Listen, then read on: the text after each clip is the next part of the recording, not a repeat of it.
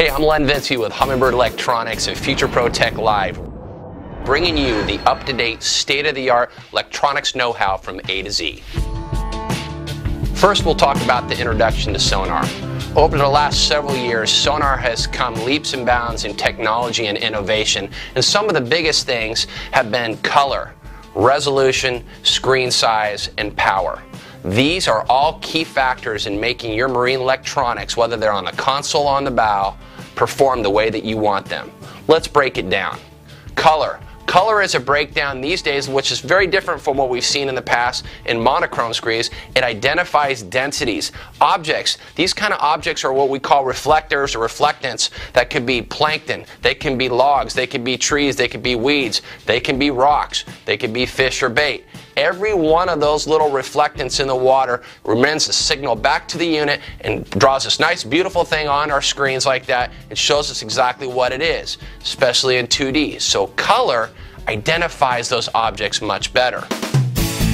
One of the other things that we need to talk about is this resolution. The game of resolution and detail is huge right now in marine electronics, as it is in your favorite electronics store. When you're buying your computer, your laptop, your iPhone, your TV, whatever it might be, it's all about the picture, how crisp and clear it gets.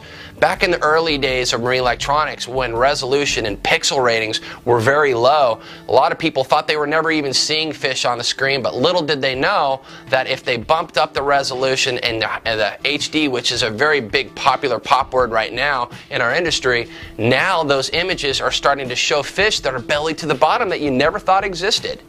So it's imperative for you to understand that resolution, pixel ratings, which we know that what a pixel is dots per square inch. So the rule of thumb, when we're going out, whether we're buying our TV or we're buying our favorite Humminbird or Lowrance, more dots per square inch, the better. When it comes to setting up our unit, these are the key parts of making your unit the best it can be on the water.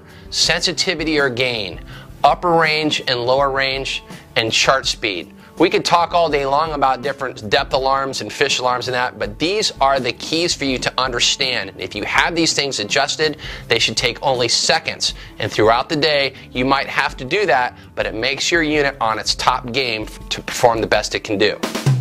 When it comes to sensitivity or gain, the big rule of thumb is the deeper the water, the more the sensitivity. The shallower the water, the less. This is on a trial and error because every one of our units will respond differently with the output of the power. So if you have a unit that's got 2,000 watts peak to peak power versus a unit that's got 8,000 watts peak to peak, all these units are going to respond differently. So at 50% for you can be completely different than your buddy that's got 50% on a unit that doesn't produce as much power. So the rule of thumb stands. Take a look at your depth of where you're fishing. Make sure that you set your sensitivity to enough spikes or a small little peppering of the screen. Back it off slightly, and you want a little bit of that to make sure it's hot. You want to be able to see signals, you want to be able to see fish that are very tight to structure, because if you don't have sensitivity set correctly, you will not. When it comes to this whole game of marine electronics, we must not forget a key part in this whole game, and it's the transducer.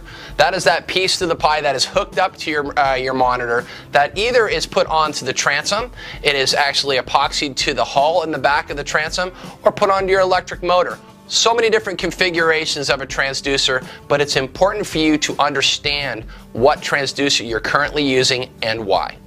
When we identify our transducer that we have, because this could be multiple transducers on our boat, we will then break down what's going to be the best for you, whether you're a striper fisherman, trout fisherman, whatever it might be. The angle of the transducer, the frequency of the transducer, and the placement of it.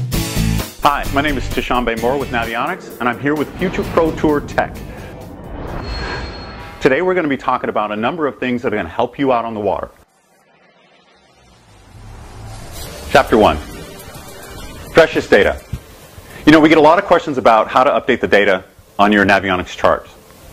Well, today I'm going to go through exactly how you update the Navionics data at navionics.com. So the process is very easy. The first thing that you do is you go to navionics.com. There's two things that you have to do. You'll have to register, which means an email and a password. Once you have that email and a password, you're all set. You plug your chip into the computer and you can use any card reader, whether it's one that comes with the Navionics card or a card reader that's on your computer. Anything will work. Once you plug that card in, it'll recognize your card. you hit go, and it'll update your chart. There's three things that it's going to update: nautical chart data, sonar charts, and community edit. You know, we get a lot of questions about the differences between HotMap's Platinum and HotMap's Premium, so today I'm going to explain what the differences are, and I'm going to show you exactly how to access them on the Lowrance HDS unit and a Humminbird 997. So the Navionics app is a fantastic planning tool. So for those of you tournament fishermen out there, or for those guys who just like to go out and plan their days, the Navionics app really provides a lot of tools for you to do that. I wanted to go over some very cool features that I'm very excited about, and it's under Advanced Map Options. So we're going to go into Map Options.